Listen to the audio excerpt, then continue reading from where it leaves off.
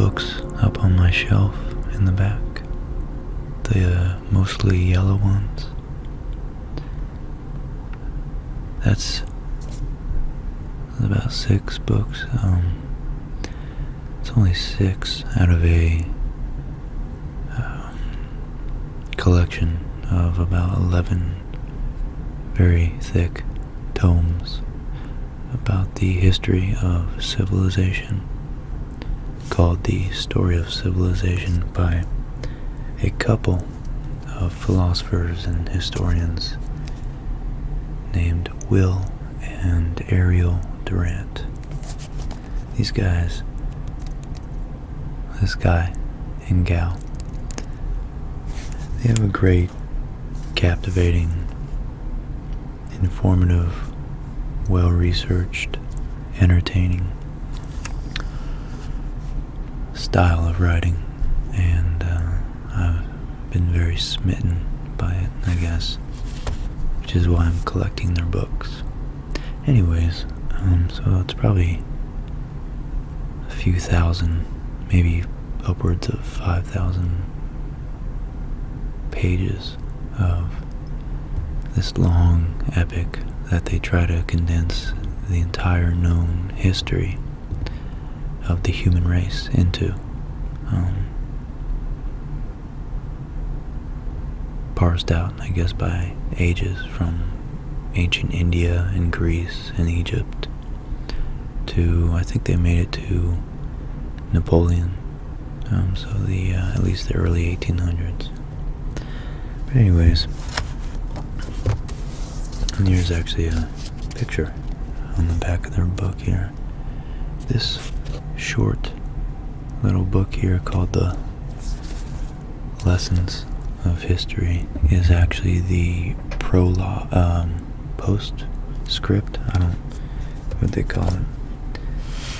It's the final chapter, really, to sum up the lessons that they've learned from the history, their research into it.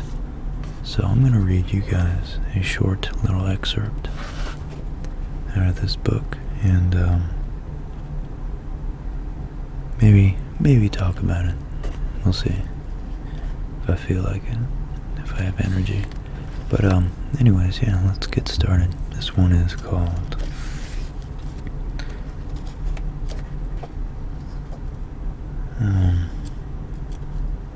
Government in History, and I thought it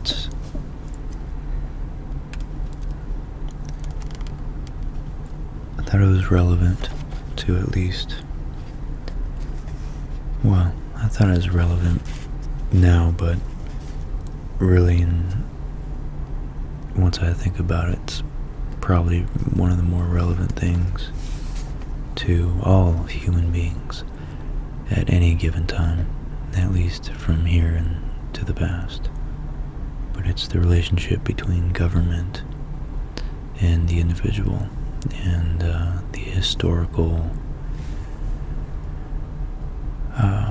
manifestations of different types of government, and the evolution of our current government, and possible predictions of possible government organizations, or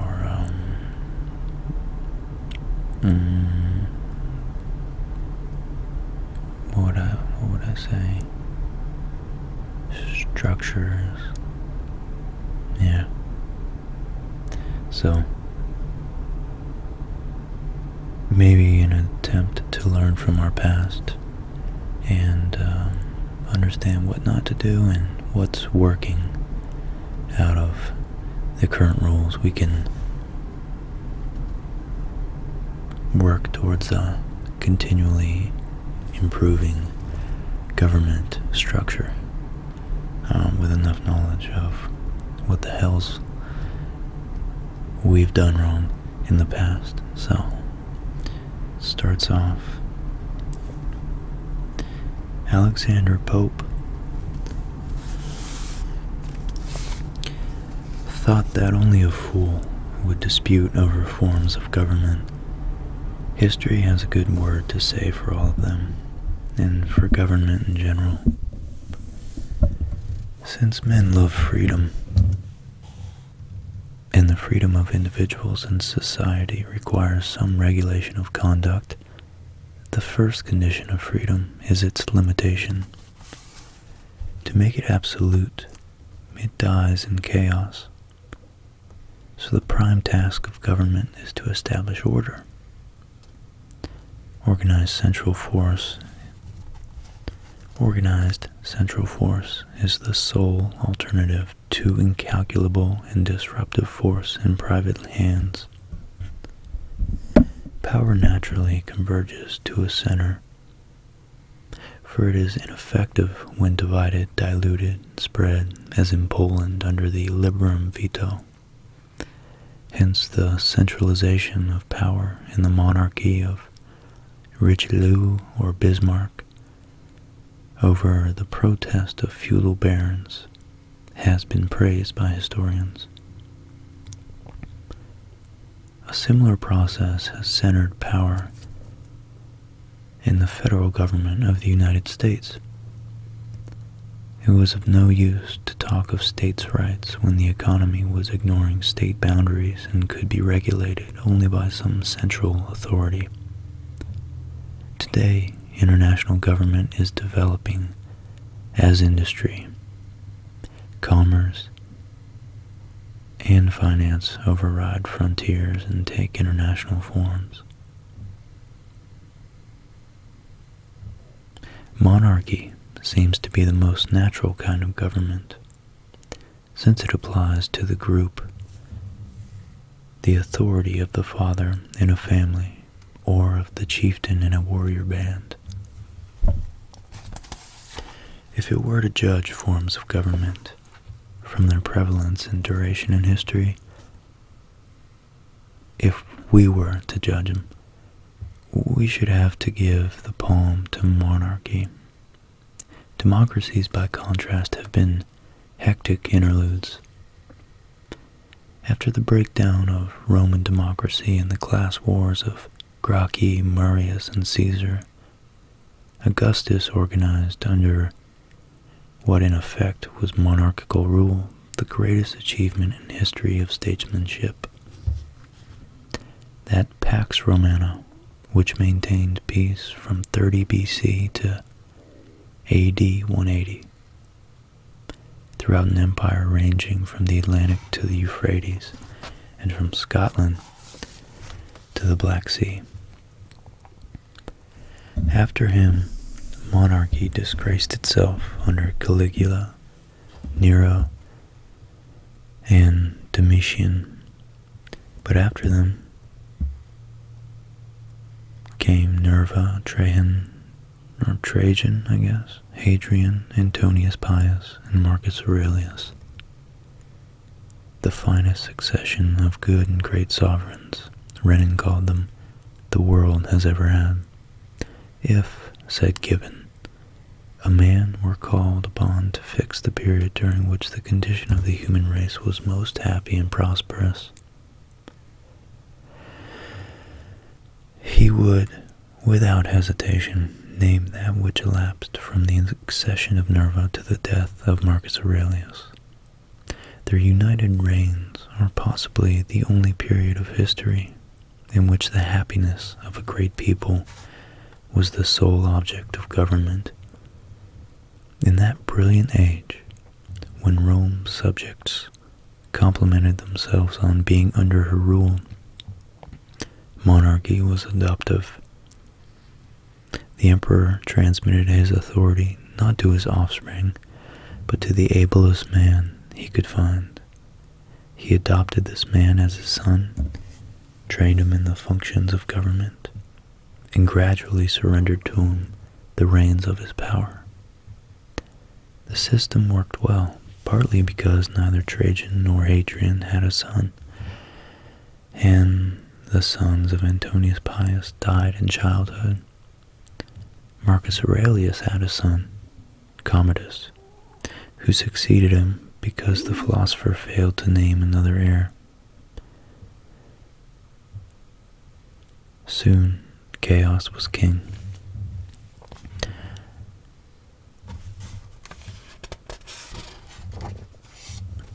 All in all, monarchy has had a middling record.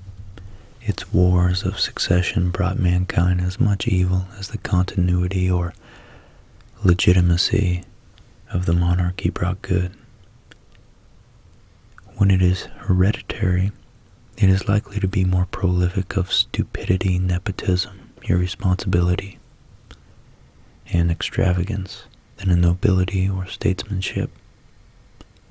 Louis XIV, had to break up Roman numerals there, has often been taken as the paragon of modern monarchs. But the people of France rejoined at his death. The complexity of contemporary states seems to break down at any single mind that tries to master it. Hence, most governments have been oligarchies, ruled by a minority chosen either by birth, as in aristocracies, or by religious organizations, as in theocracies, or by wealth, as in democracies. It is unnatural, even as Rousseau saw, for a majority to rule. For a majority can seldom be organized for united and specific action. And a minority can, if the majority of abilities is contained in a minority. Minority government is as inevitable as the concentration of wealth.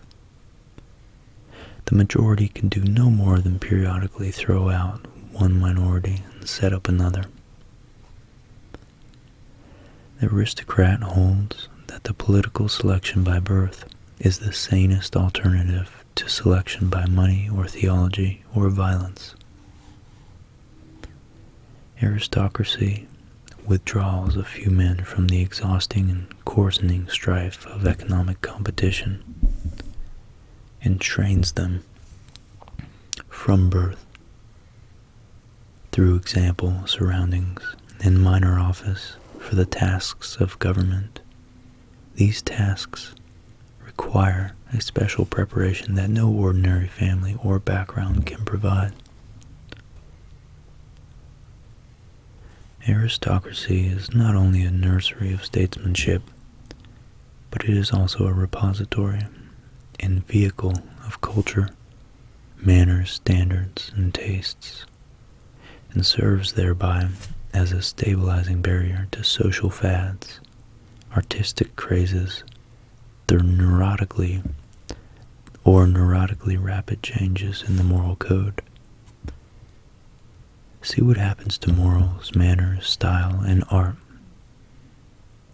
since the French Revolution.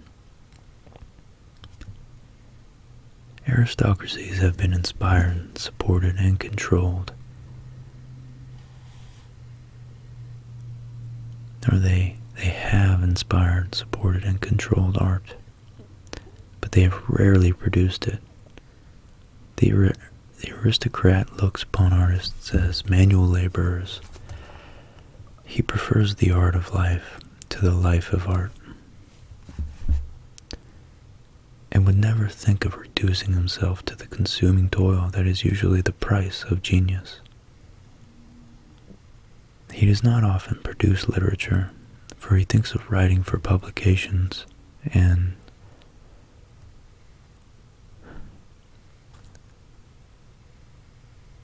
general consumption as exhibitionism and salesmanship. The result has been, in modern aristocracies, a careless and dilettante hedonism, a lifelong holiday in which the privileges of place were enjoyed to the full, and the responsibilities were often ignored.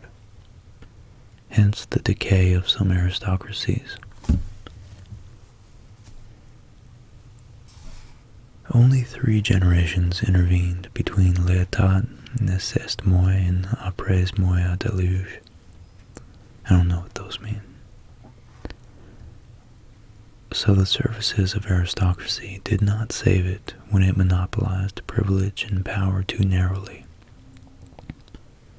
when it oppressed the people with selfish and myopic exploitation, when it retarded the growth of the nation by a blind addiction to ancestral ways, when it consumed the men and resources of the state in the lordly sport of dynastic or territorial wars.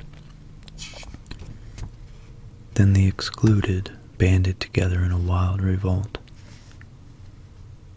The new rich combined with the poor against obstruction and stagnation. The guillotine cut off 1,000 noble heads, and democracy took its turn in the misgovernment of mankind.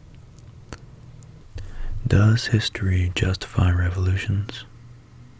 This is an old debate, well illustrated by Luther's bold break from the Catholic Church versus Erasmus's plea for patient and orderly reform, or by Charles James Fox's stand for the French Revolution versus Edmund Burke's defense of prescription and continuity.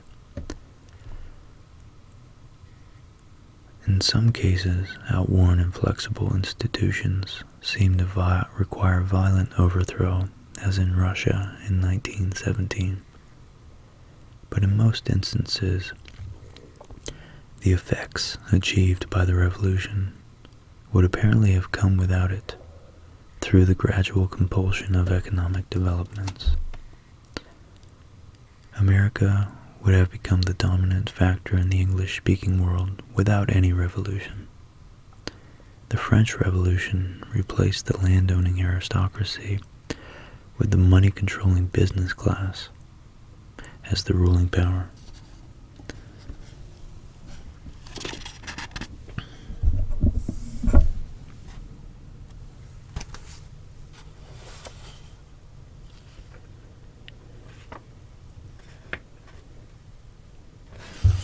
But a similar result occurred in 19th century England without bloodshed and without disturbing the public peace.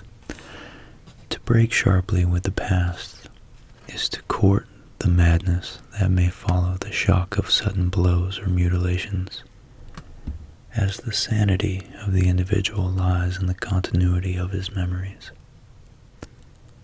So the sanity of a group lies in the continuity of its traditions.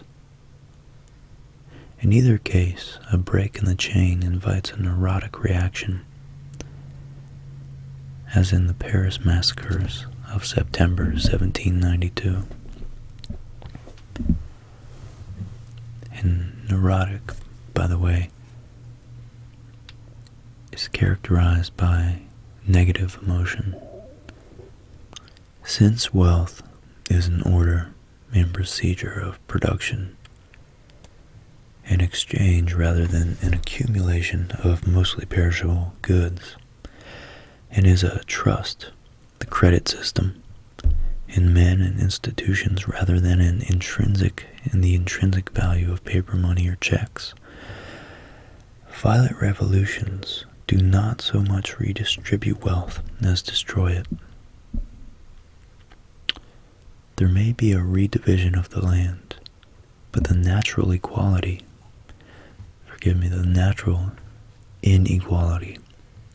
of men soon recreates an inequality of possessions and privileges, and raises to power a new minority with essentially the same issues as the old. That's a really interesting point.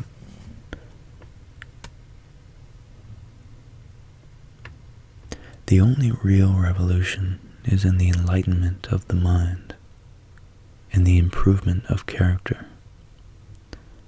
The only real emancipation is individual, and the only real revolutionists are philosophers and saints. In strict usage of the term, democracy has existed only in modern times, for the most part since the Revolution, French Revolution. As male adult suffrage in the United States began under Andrew Jackson,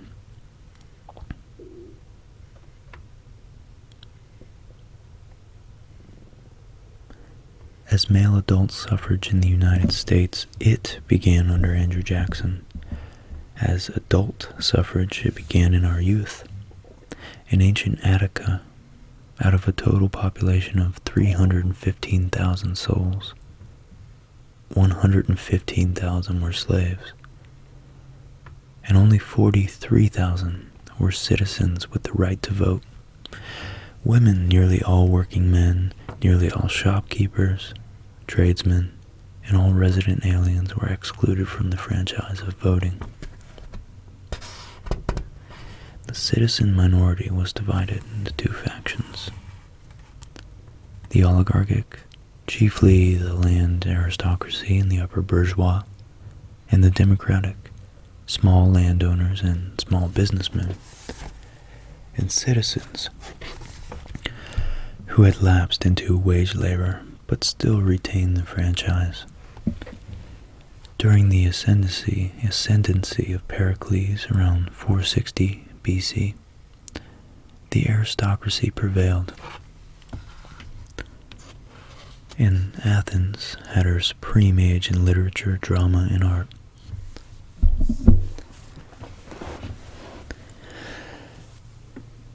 After his death, in the disgrace of the aristocracy through the defeat of Athens in the Peloponnesian War around 430 BC, the demos, or lower-class citizens, rose to power, much to the disgust of Socrates and Plato. From Solon to the Roman conquest of Greece, the conflict of oligarchs and democrats was waged with books, plays, orations, votes, ostracism, assassination, and civil war. At Corsica, now Corfu, in 427 BC, the ruling oligarchy assassinated 60 leaders of the popular party. The Democrats overturned the oligarchs, tried 50 of them before the Committee of Public Safety, executed all 50, and starved hundreds of aristocratic prisoners to death. Thucydides' description of reminds us of Paris in 1792 and 1793, which was the French Revolution. The description is as goes. During 7 days, the Corcyraeans were engaged in butchering those of their fellow citizens whom they regarded as enemies.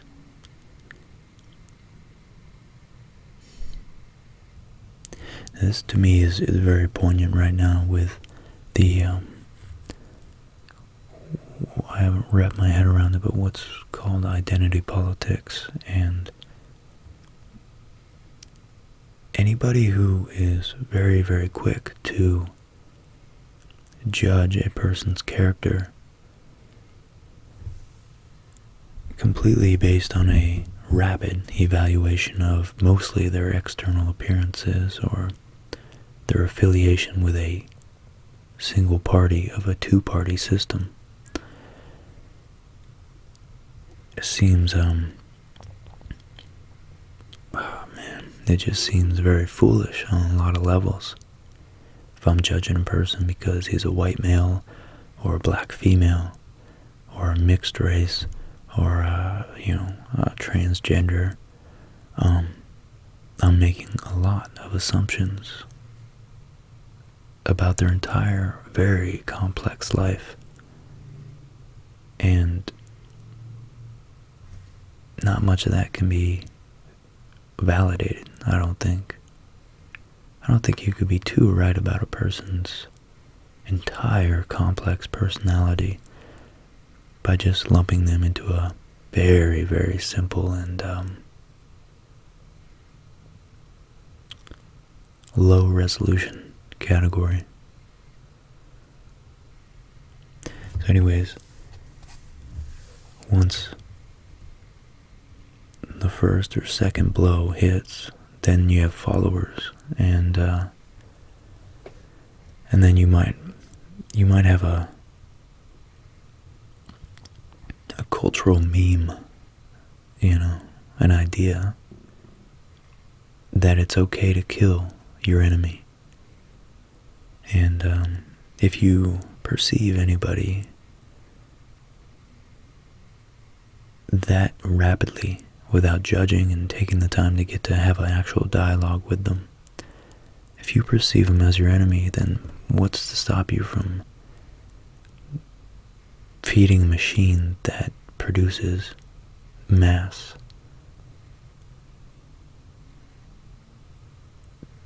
annihilation and murder of certain citizens, certain human beings deemed as enemies, without a fair trial or a fair analysis of each individual?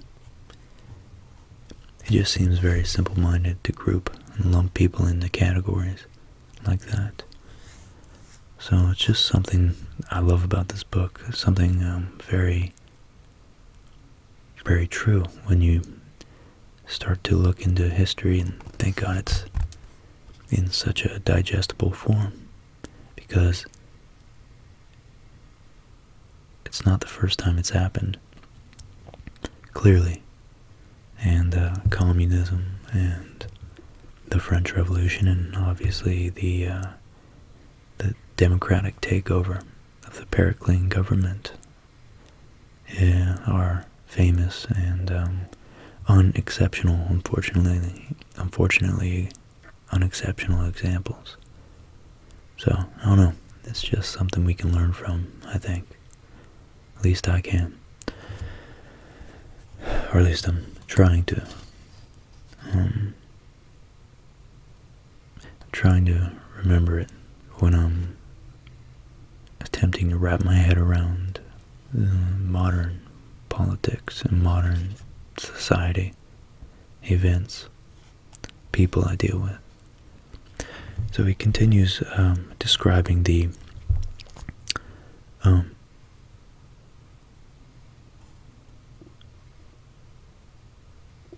Deimos rising to power in 431 BC in Corcyra.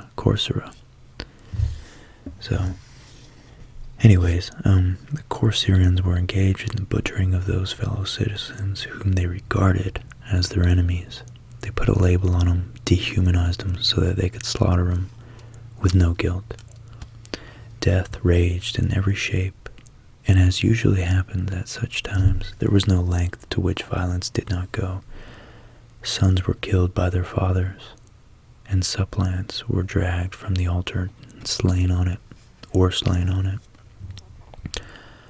Revolution thus ran its course from city to city, in the places where it had arrived last, from having heard what had been done before, carried to a still greater excess the atrocity of the reprisals.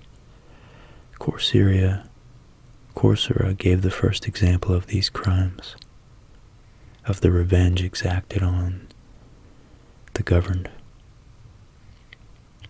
the government by the governed, who had never experienced equitable treatment or indeed aught by violence from their rulers, and of the savage and pitiless excesses into which men were hurried by their passions. Meanwhile, the moderate part of the citizens perished between the two warring groups. The whole Hellenic world was convulsed. So ends the excerpt by Thucydides. In his Republic, Plato made his mouthpiece, Socrates, condemned the triumphant democracy of Athens as a chaos of class violence, cultural decadence, and moral degradation. The Democrats, let's see here. The Democrats contemptuously rejected temperance as unmanliness. Insolence they Insolence they term breeding, and anarchy liberty, and waste magnificence, and impudence courage. Impudence, I guess. The father gets accustomed to descend to the level of his sons and to fear them, and the son to be on a level with his father, having no shame or fear of his parents. The teacher fears and flatters his scholars, and the scholars despise their masters and tutors. The old do not like to be thought morose and authoritative, and therefore they imitate the young. Nor must I forget to tell of the liberty and equality of the two sexes in relation to each other. The citizens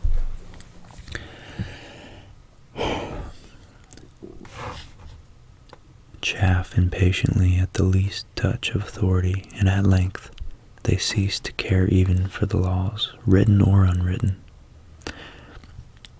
And this is the fair and glorious beginning out of which springs dictatorship. The excessive increase of anything causes a reaction in the opposite direction. Dictatorship naturally arises out of democracy, and the most aggravated form of tyranny and slavery out of the most extreme form of liberty.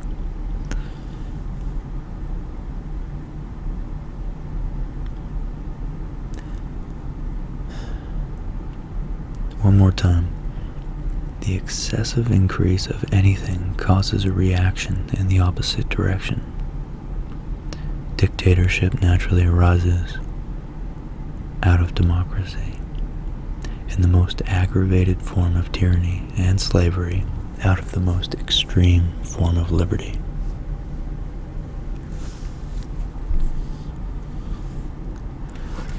By the time of Plato's death in 347 BC, his hostile analysis of Athenian democracy was approaching apparent confirmation by history. Athens recovered wealth, but this was now commercial rather than landed wealth. Industrialists, merchants, and bankers were at the top of the reshuffled heap.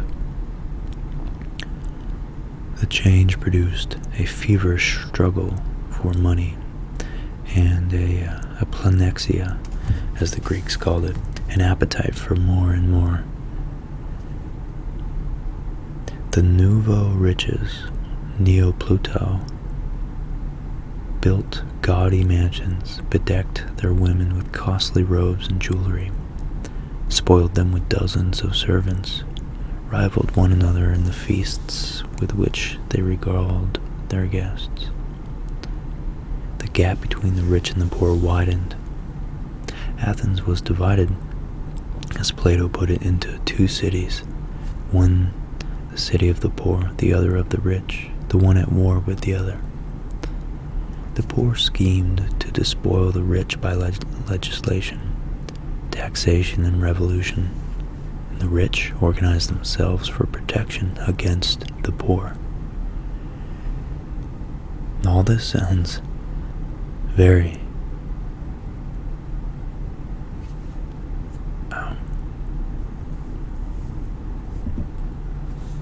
poignant, very familiar. Sounds like it could be a summation of recent times. I don't know. I don't know whether it would be an accurate description of all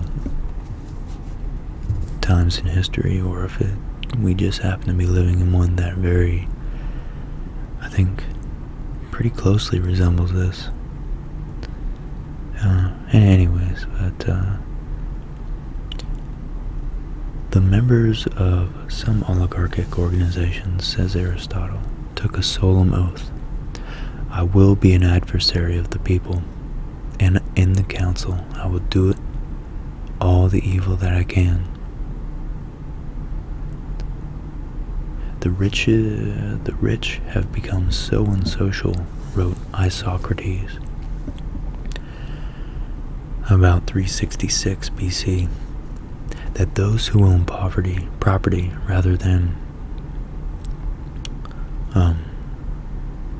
Those who own property had rather throw their possessions into the sea than lend aid to the needy,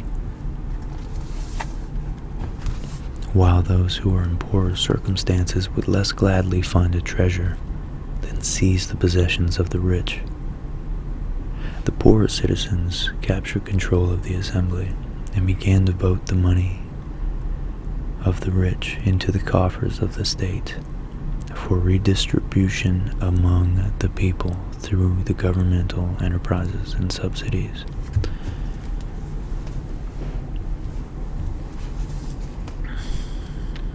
The politicians strained their ingenuity to discover new sources of public revenue.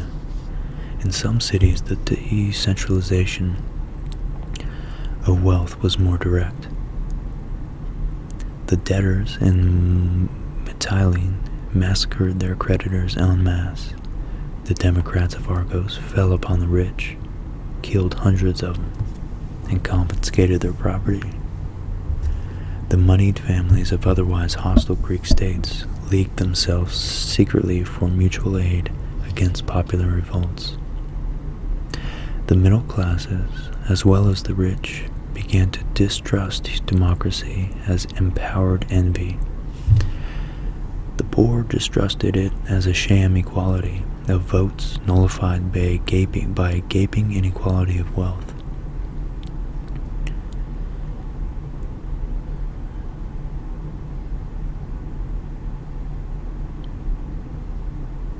So we have distrust coming from the poor, and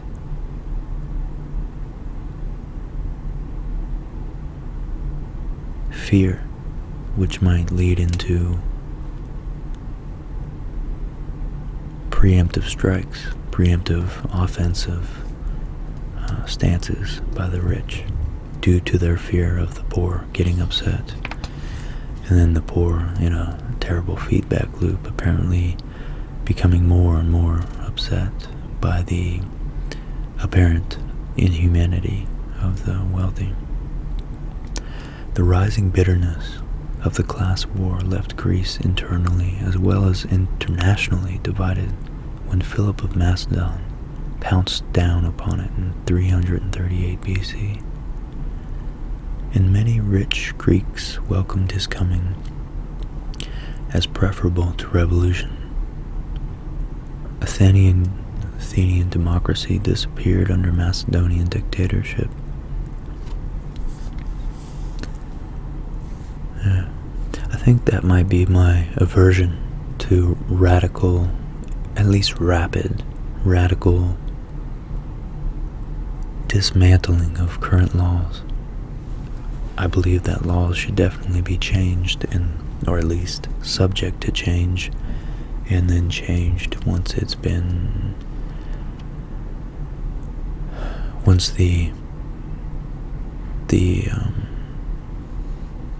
submitted change has been, properly thought through, discussed, and agreed upon by enough people. But when it happens so rapidly, a lot of people get uncertain, they get a little anxious, and they get wary of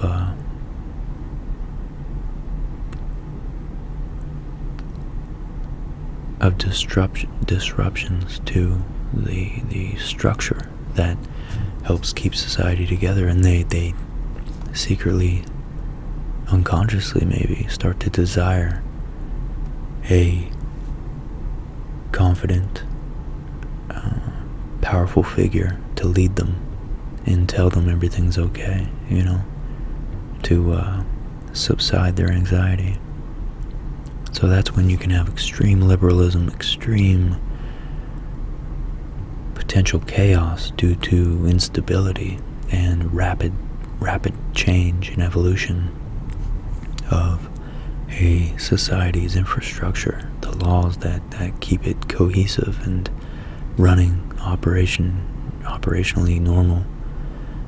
Once that reaches a tipping point and it gets disrupted, and And enough people get fearful of potential anarchy and chaos, and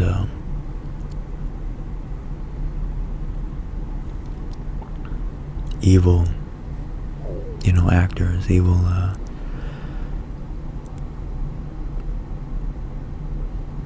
groups emerging out of the chaos,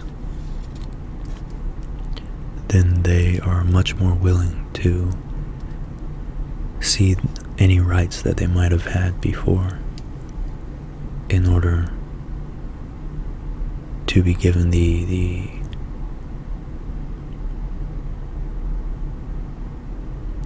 certainty of a single, easy to understand, narrow-minded ideal of government and leadership.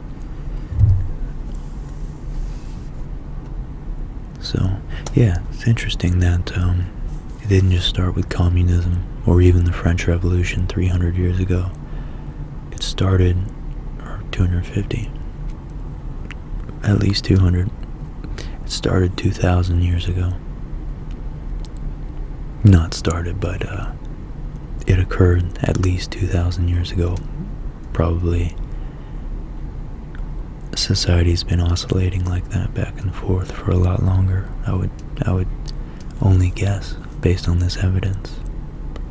So yeah, it's interesting. I thought it's something really worth learning, at least, and being aware of. And I honestly forgot. I read this a while ago. It's been years, so I've forgotten all about it. Anyways,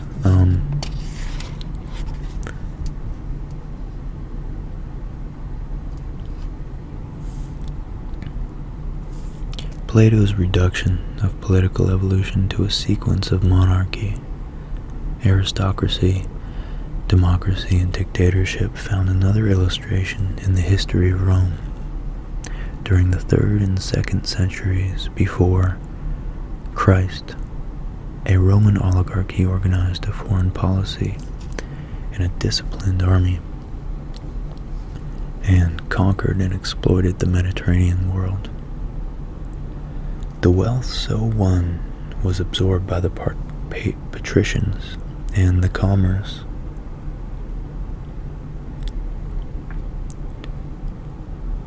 so developed raised to luxurious opulence under the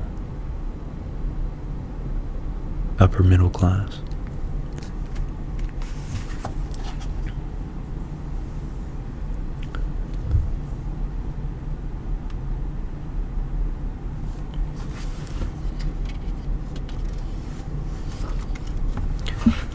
Conquered Greeks, Orientals, and Africans were brought to Italy to serve as slaves of the latifundia. The native farmers, displaced from the soil, joined the restless breeding proletariat in the cities to enjoy the monthly dole of grain that Caius Gracchus had secured for the poor in 123 BC. Generals and proconsuls returned from the provinces loaded with the spoils for themselves and the ruling class. Millionaires multiplied. Mobile money replaced land as the source or instrument of political power. Rival factions competed in the wholesale purchase of candidates and votes. In 53 BC, one group of voters received 10 million sesterces for its support.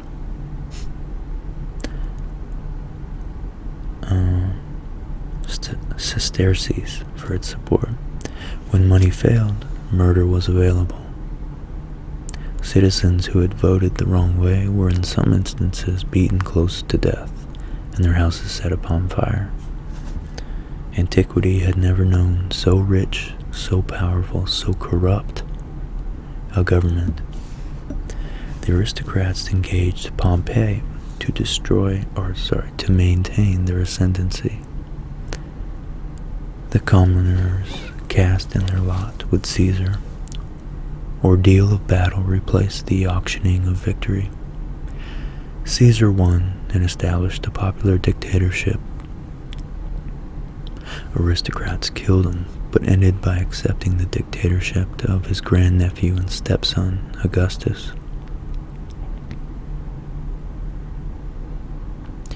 27 BC. Democracy ended. Monarchy was restored. The Platonic wheel had come full turn. Yeah, another cycle. We may infer from these classic examples that ancient democracy, corroded with slavery, venality, and war, did not deserve the name and offers no fair test of popular government. In America, democracy has a wider base. It began with the advantage of a British heritage. Anglo-Saxon law, which from Magna Carta onward had defended the citizens against the state, and Protestantism, which had opened the way to religious and mental liberty. The American Revolution was not only a revolt of colonists against a distant government, it was also an uprising of a native middle class against an imported democracy. The rebellion was eased and quickened by an abundance of free land and a minimum of legislation. Men who owned the soil they tilled, and within the limits of nature, controlled the conditions under which they lived, had an economic footing for political freedom. Their personality and character were rooted in the earth. It was such men who made Jefferson president. Thomas Jefferson, who was as skeptical as Voltaire and as revolutionary as Rousseau. A government that governed least was admirably suited to liberate those individualistic energies that transformed America from a wilderness to a material utopia, and from the child and ward to the rival and guardian of Western Europe. And while rural isolation enhanced the freedom of the individual, national isolation provided liberty and security within protective seas. These and 100 other conditions gave to America a democracy more basic and universal than history had ever seen. Many of these formative conditions have disappeared. Many of them. Personal isolation is gone through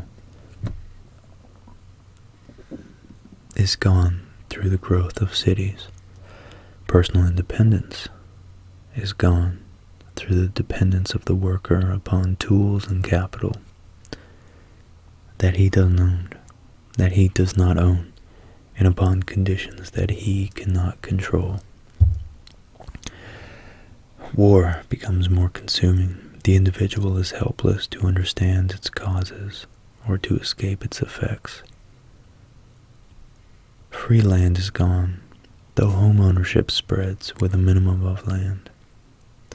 The once self-employed shopkeeper is in the toils of the big distributor, and may echo Marx's complaint that everything is in chains.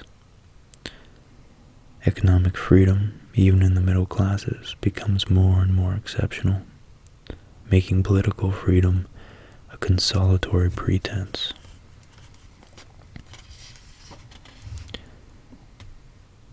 Wow. So the more you're economically enslaved, the more the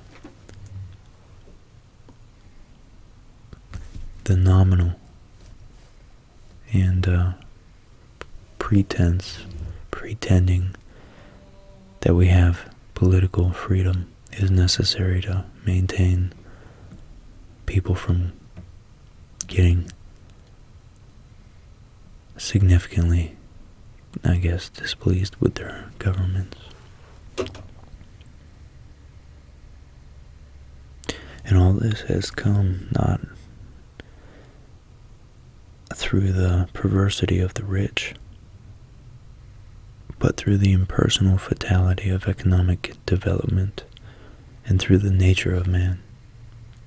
Every advance in the complexity of the economy puts an added premium upon the superior ability and intensifies the concentration of wealth, responsibility, and political power. Democracy is the most difficult of all forms of government.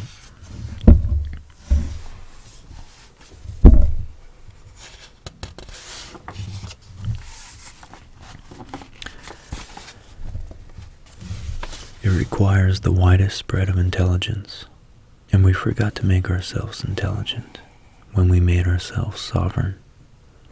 Education is spread, but intelligence is perpetually retarded by the fertility of the simple.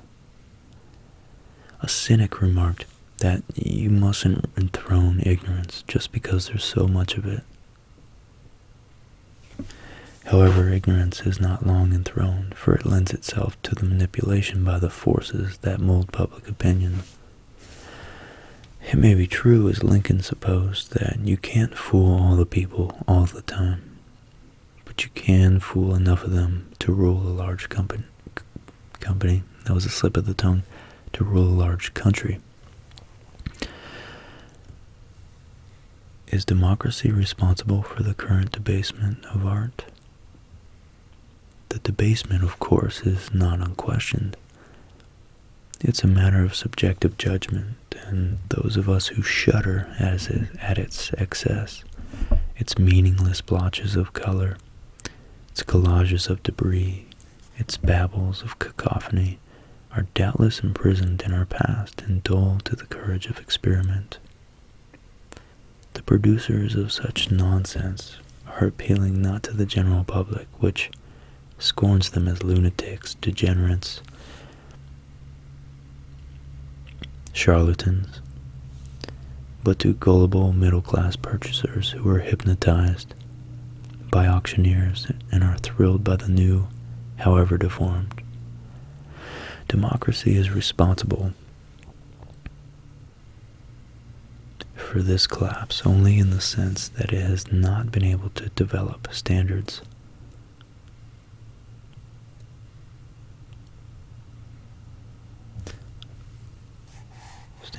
and tastes to replace those with which aristocracies once kept the imagination and individualism of artists within the bounds of intelligible communication, the illumination of life.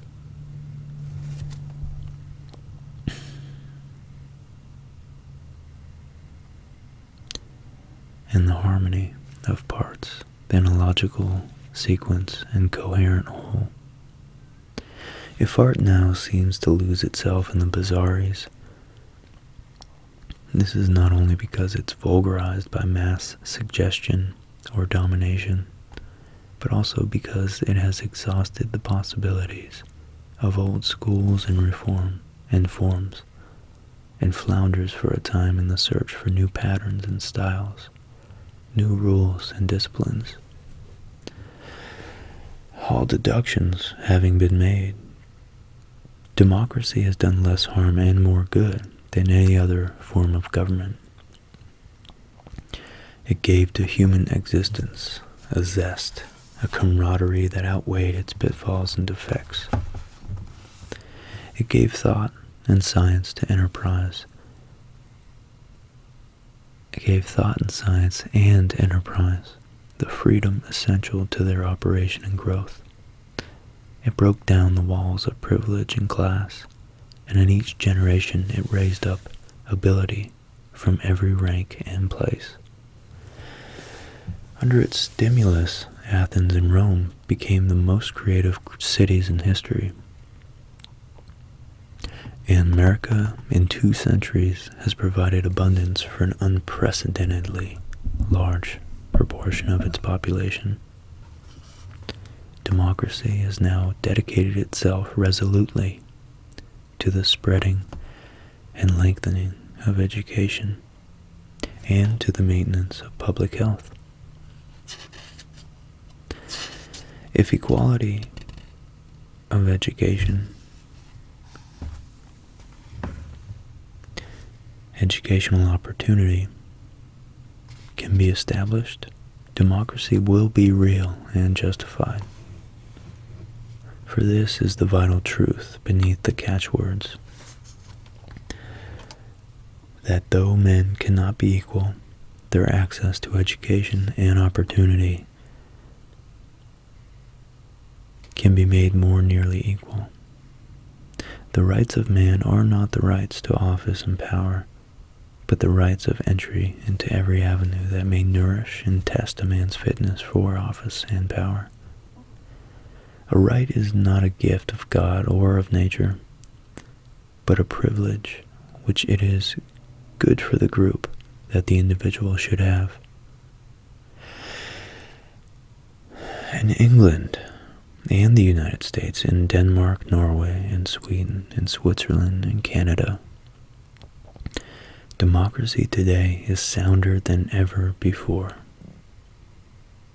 It has defended itself with courage and energy against the assaults of foreign dictatorship, and has not yielded to the dictatorship at home. But if war continues to absorb and dominate it, or if the itch to rule the world requires a large military establishment and appropriation, the freedoms of democracy may one by one succumb to the discipline of arms and strife.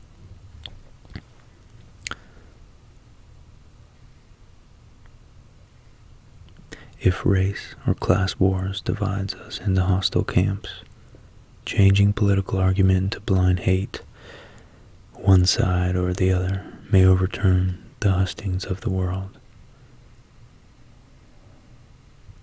with the rule of the sword. For our economy of freedom fails to distribute wealth as ably as it has created it, the road to dictatorship will be open to any man who can persuasively promise security to all. And a martial government, under whatever charming phrases, will engulf the democratic world.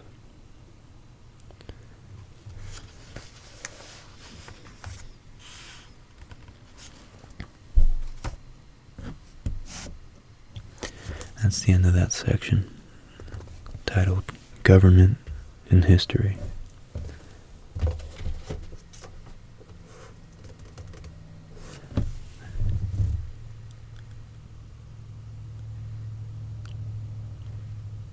I think it's really compelling how unoriginal the overall narrative of our time seems to be in light of history and our knowledge of it. Thank God we've been keeping records. So it's not the first time that democracy gives way to dictatorship, which gives way to democracy in a endless cycle. But yeah, America, as far as our Constitution and our actual unique type of democracy, and now Canada and other Western European nations, with all our issues and potential invaders from without and within, that seems to me to be a pretty well-founded social structure and government. So all we can do is at least fight for our ability to speak freely about anything, and that way we can discourse and have a dialogue on what's really wrong and what needs to be changed for the better. And hopefully we can all unite under the cause of the right to be able to speak our minds and not have our voices, our words, our creative endeavors that don't cause any physical violence to anybody else suppressed.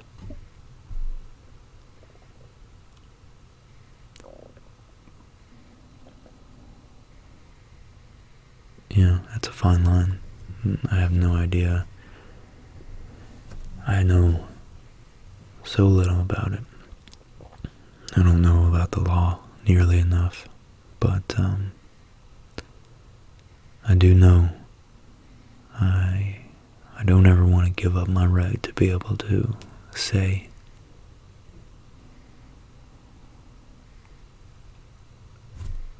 what I believe, I guess. So it's interesting just hearing that, you know, how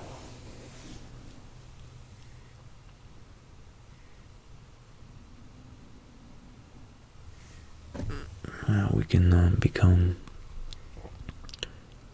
subject to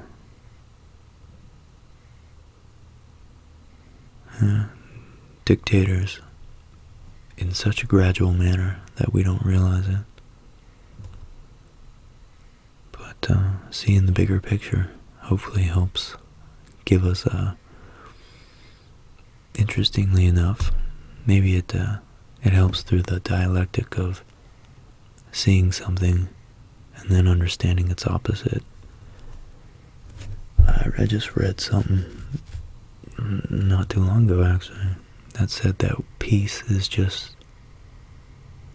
an illusion created to justify the existence of war. So that's something to think about. Alright. Sweet dreams.